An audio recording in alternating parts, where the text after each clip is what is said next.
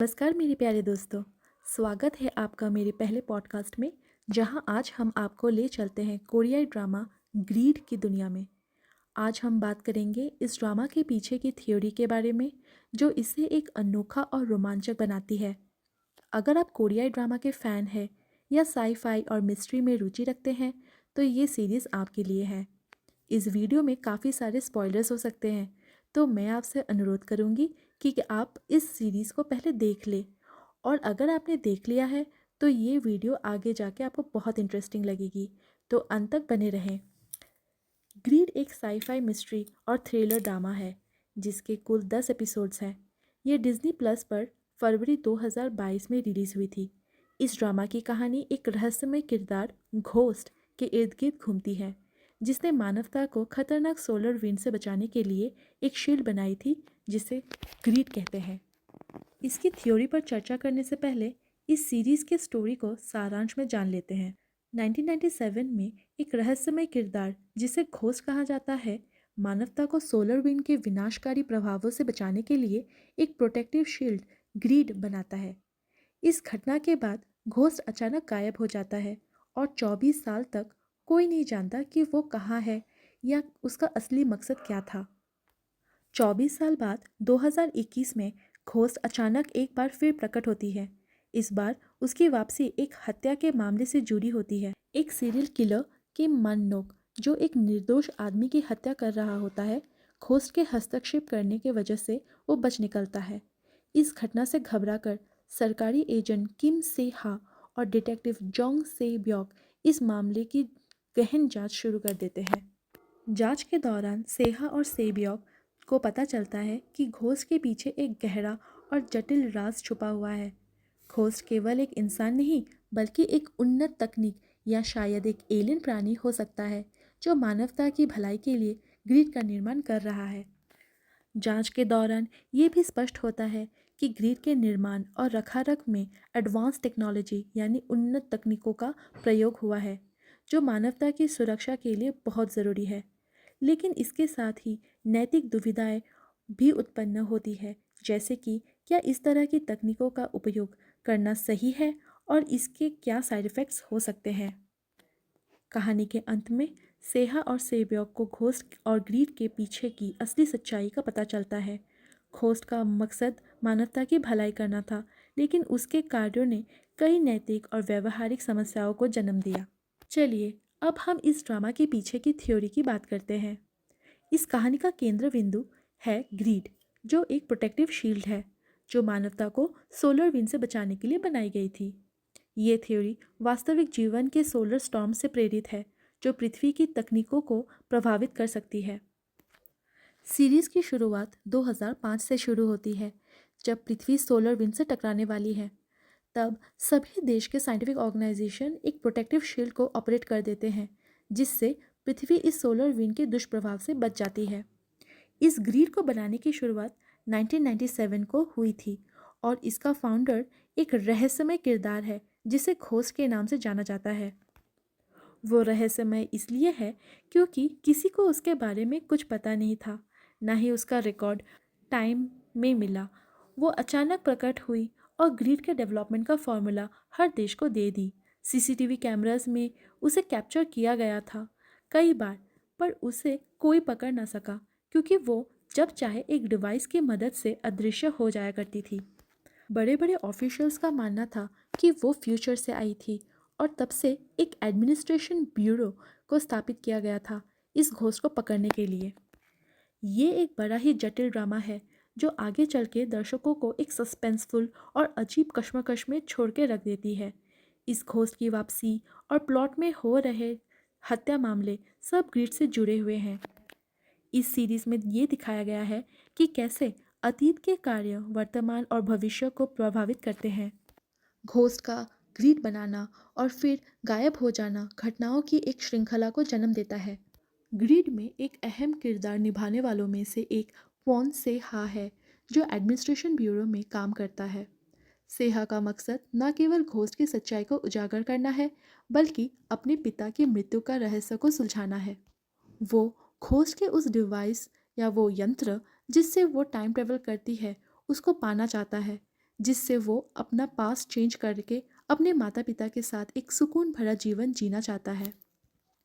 वो ये करने में सफल भी हो जाता है, लेकिन उसके इस कृत्य से दुनिया का भविष्य बदल जाता है, जिस कारण वो अपने आप को अपने परिवार के साथ एक सुकून भरा जीवन तो देख पाता है, लेकिन ग्रीड के निर्माण ना होने से दुनिया में जो आपदा आती है, उससे कौन सेहा बहुत दुखित और निराशावान हो जाता है। वो ऐसे दो राह में आ जाता है कि वो किसे सेक्रीफाइस करे। अगर वो अपने परिवार को सेक्रीफाइस करता है तो दुनिया सोलर विंड से बच जाती है, और अगर अपने परिवार को बचा लेता है तो पूरी दुनिया विध्वंस हो जाती है। मान लो कि अगर आपको ऐसा डिवाइस मिल गया तो आप अपने पास्ट में क्या बदलना चाहेंगे, और अगर आप ऐसे दो राह में आ गए तो आप किसे चुनेंगे? अपने व्यूज़ कमेंट सेक्शन में ज़रूर बताइएगा। इस ड्रामा की जटिलता के वजह से दर्शकों को हर एक सीन बड़े ध्यान से देखना पड़ता है। इस सीरीज़ को देखने के बाद हमारे मन में कई तरह के सवाल उत्पन्न होते हैं, खास तौर पर इसके अंतिम एपिसोड्स में। जैसे मैंने पहले कहा कि ये सीरीज़ कई सारे हत्याकांड को दिखाती है, पर उनमें से एक को छोड़कर बाकी कोई भी मुझे पर्सनली ग्रीड से रिलेटेड नहीं दिखा, जैसे कि उस गार्ड का मरना। अगर आपने सीरीज़ को ध्यान से देखा है तो आप भी यही कहोगे कि इस गार्ड का मरना कोई ज़रूरी नहीं है। शायद इस सेकंड सीज़न में इस सवाल का हमें जवाब मिले। इस शो के अनुसार हम पास्ट में जा सकते हैं पर फ्यूचर में नहीं। ऐसा क्यों, जबकि घोस्ट तो फ्यूचर से ही आया है। इस सीरीज़ में यह भी समझाया गया है कि महत्वपूर्ण हादसे को बदलना नहीं जा सकता।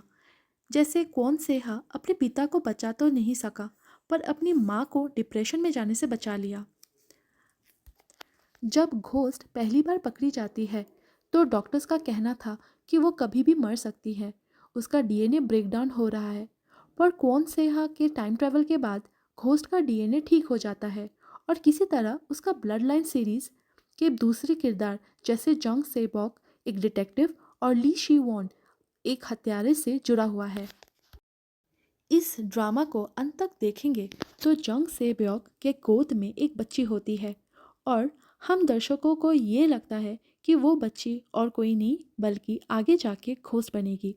लेकिन घोस्ट ने सीरीज में कहा था कि वो 2091 से आई है, तो 2022 में पैदा हुई बच्ची 2091 तक 20 साल की कैसे दिख सकती है? और तो और कौन सेहा जो मर जाता है वो एंड सीन में घोस्ट के साथ कैसे दिखता है? अंत में तो एक और घोस्ट की एंट्री दिखाई पड़ती है जो पास्ट में जाके ग्रीड के निर्माण को पूरी तरह से ख़त्म कर देता है। ग्रीड को लेके कई रहस्य को ये सीरीज़ उलझा के रख देती है, जिससे सेकंड सीज़न के आने की आशा करने के अलावा हमारे पास कुछ कहने के नहीं है।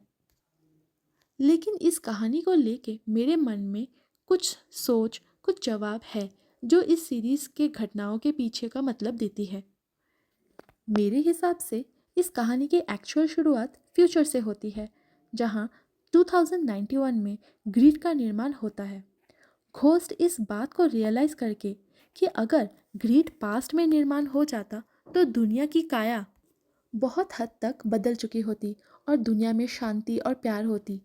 इस सोच को लेके घोस्ट उस डिवाइस के हेल्प से पास्ट में आके ग्रीड का निर्माण करती है। ये एक बहुत ही बड़ा इवेंट होता है जिसके वजह से समय समय में नए नए मेजर इवेंट्स जन्म लेने लगते हैं, जिसे घोस्ट ट्रैक करती रहती है। इट्स लाइक डोमिनोज इफेक्ट, जहाँ एक डोमिनो के गिरने से कतार में खड़ी कई सारी डोमिनोज गिर जाती है। आखिरकार इसी डोमिनो इफेक्ट की वजह से ही फ्यूचर में शायद कुछ तो ऐसा होता है कि दूसरे घोस्ट की एंट्री होती है जो पास्ट में होने वाले सभी चेंजेस को रोक देता है और ग्रीड का निर्माण पास्ट में नहीं होने देता।